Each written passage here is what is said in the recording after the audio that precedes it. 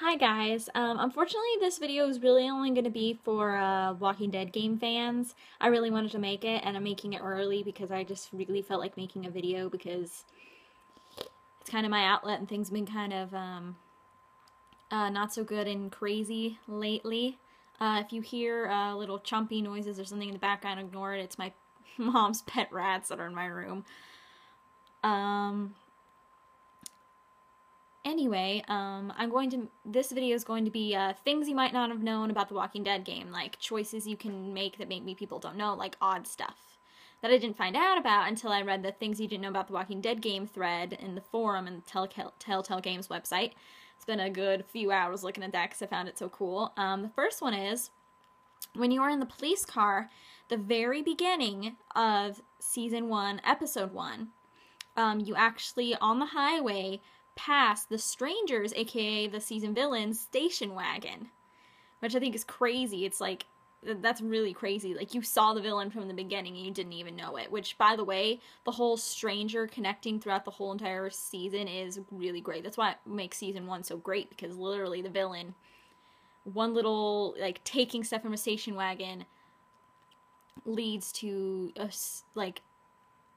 fight in the end of the entire season. Like, it's the greatest connection ever. Like, I love stuff like that. Just like in Harry Potter, when how the whole Horcrux thing was brought up from the beginning and it all connects every book.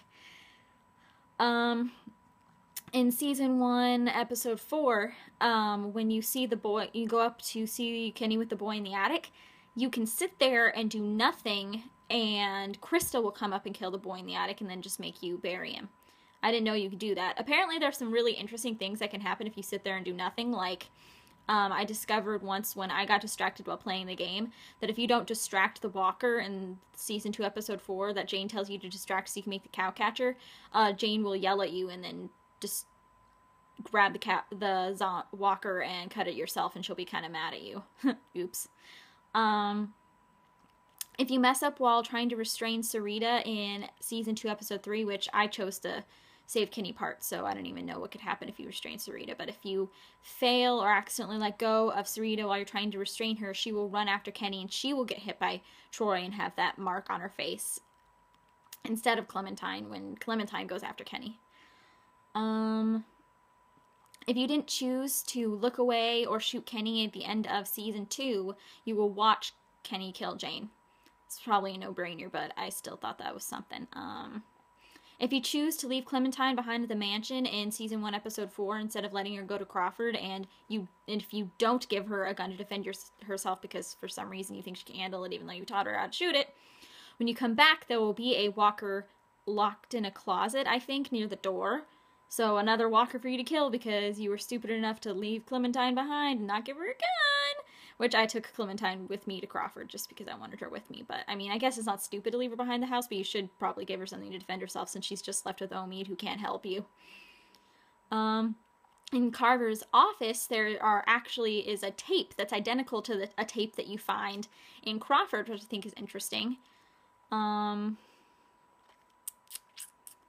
If you looked at the trash first in Around Every Corner, Season 1, Episode 4, you'll notice in No Time Left your bite mark looks like a scratch. But if you pick up the walkie-talkie first, it will look like a full chomp. I mean, I'm pretty sure in Walking Dead or any zombie lore that even a scratch, if it breaks the skin, turns you. But I just thought that was interesting that it's a little less intense if you check the trash bin for the walker first. If you remain silent in the very end of Season 1, if you don't say you have to shoot me or leave me, choice in No Time Left, Clementine will decide what to do depending on your entire Season 1 choices.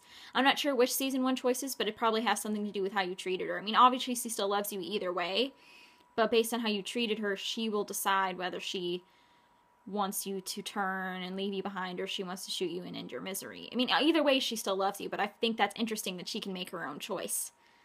I mean, I wouldn't have let her do that because I would want to tell her what she should do because Lee is kind of her mentor, but I still think that's interesting. And I'll have to try that out sometime.